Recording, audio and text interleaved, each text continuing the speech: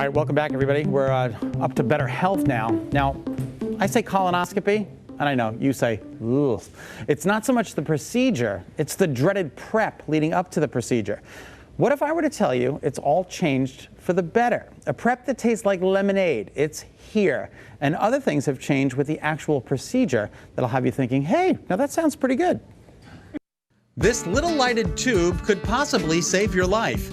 It's the instrumentation used during a colonoscopy, something which everyone over the age of 50 should have done. Colon cancer, as we know, is the second most common cancer death in our country. And while that's bad news, here's some good news. Most important thing about colon cancer is that it is almost close to 100% preventable. It is? It is. So how do you prevent it? Colonoscopy. And if you're over the magic age of 50, the time to do it is now. Don't wait. If I give an example, if a patient comes to my office today who happens to have a colon cancer, let's say a foot inside his intestine, if this person would have come to my office or somebody else's office about 5-6 years back and had a colonoscopy, there would be a small little benign polyp sitting there where his cancer is today. And if that was snipped out, which we do routinely when we do the procedure, almost 100% guarantee he will not have the colon cancer. Lucille Pranitis is a believer. Dr. Banerjee's performed all 4 of her colonoscopies, starting when she was in her late 30s, early 40s. Her family history had doctors encouraging her to get the procedure done early, and every 5 years after her first. History of colon cancer, my mother had rectal cancer and then colon cancer 10 years later. 10 years later. So she was recovered and cancer-free at that time, and it happened again.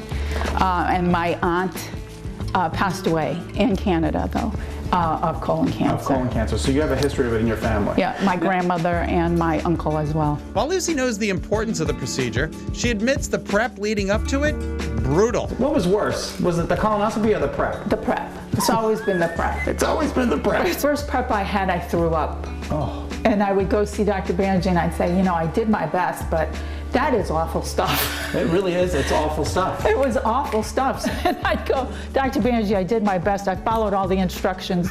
And he'd say, well, next time we'll use a different prep. So the next time we used a different prep. But you had to drink over a gallon. Again. Again. And again, you ended up vomiting. But this wasn't the case for her most recent colonoscopy in September. New products made everything oh so much easier. The new prep is wonderful. It's easy to drink. It tastes like sweet lemonade. What is that? When did you have your last colonoscopy? A month ago. Okay, and this new prep is phenomenal. It's phenomenal. Tell me, what's it like? It's like drinking lemonade, and then 4 hours later the prep starts. 6 hours later you take the second one. Of course, you have to be near the bathroom when you start taking the prep. Nothing new there. I think if it's such a relief afterwards knowing, okay, everything's good, everything's okay, I don't have anything wrong with me, you know, and it's 5 more years of peaceful. Dr. Banerjee says other improvements have been made since the procedure was first introduced back in the 70s.